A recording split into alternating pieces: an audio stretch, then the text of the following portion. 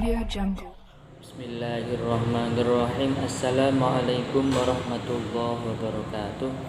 Saya di sini akan mempresentasikan terkait opini publik dalam bingkai psikologi komunikasi, yang mana dalam cangkupan dari judul tersebut ada beberapa poin yang bisa saya sampaikan. Yang pertama yaitu pengertian opini publik. Yang kedua, opini publik dalam perspektif psikologi komunikasi. Yang ketiga, proses terbentuknya opini publik. Langsung mawon. Poin yang pertama yaitu terkait pengertian opini publik.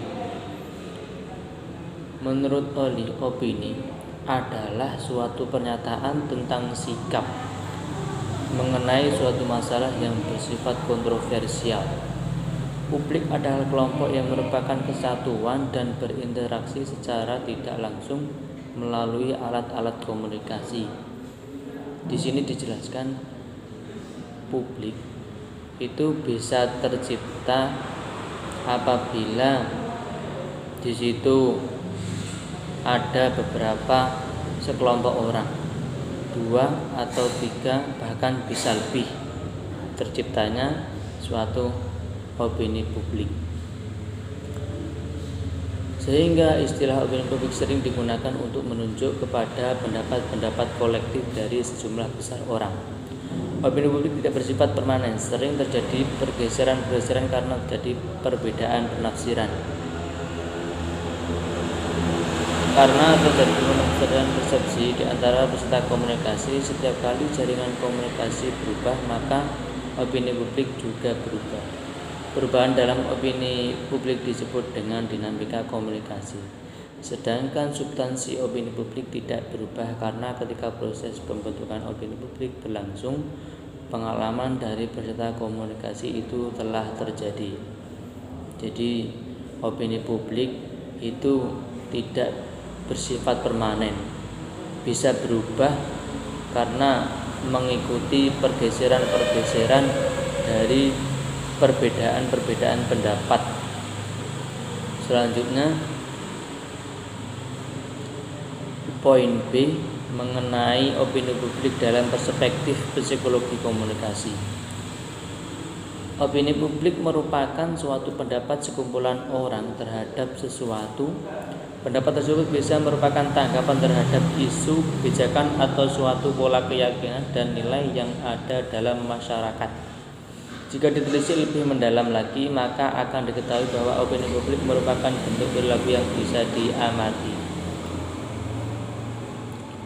Perilaku yang bisa diamati ini merupakan bagian dari ilmu psikologi. Yang menjadikannya semakin terkait adalah opini atau pendapat biasanya akan dikomunikasikan. Inilah alasan mengapa opini publik juga memiliki hubungan yang erat di dalam psikologi komunikasi.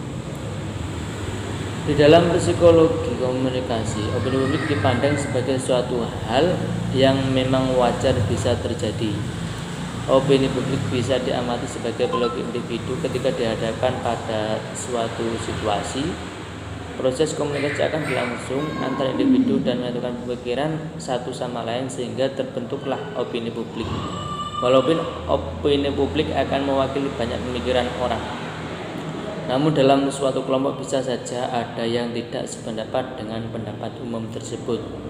Jadi terciptanya suatu opini publik itu ditimbulkan karena dari beberapa kelompok seorang, sehingga dari kelompok orang tersebut bisa menjadikan yang namanya opini publik.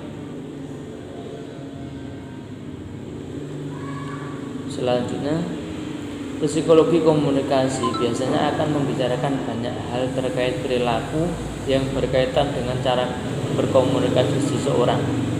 Opini publik dalam psikologi komunikasi bisa menjadi suatu hal yang berpengaruh terhadap cara berkomunikasi orang-orang tersebut.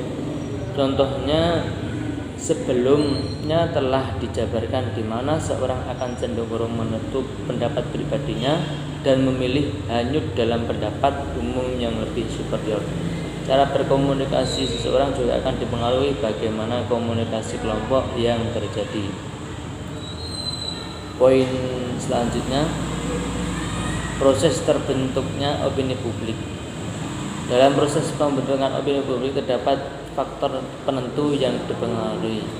Yang pertama yaitu latar belakang budaya kebiasaan dan adat istiadat yang dianut seseorang. Jadi timbulnya suatu terbentuknya opini publik itu karena adat, kebiasaan, dan juga adanya budaya yang dianut dari seseorang atau masyarakat. Jadi lingkungan tersebut sudah membudidaya, istilahnya, jadi sudah menjadikan adat istiadat dari suatu tempat tersebut. Yang kedua, pengalaman masa lalu seorang atau kelompok yang tertentu menjadi landasan atau mendapat atau pandangan. Jadi bisa terbentuknya opini publik karena dari pengalaman masa lalu seseorang. Poin ketiga yaitu nilai-nilai yang dianut seperti moral, etika, dan keagamaan yang dianut atau nilai-nilai yang berlaku di masyarakat. Yang terakhir yaitu berita-berita dan pendapat yang berkembang yang mempunyai pengaruh terhadap pandangan seseorang.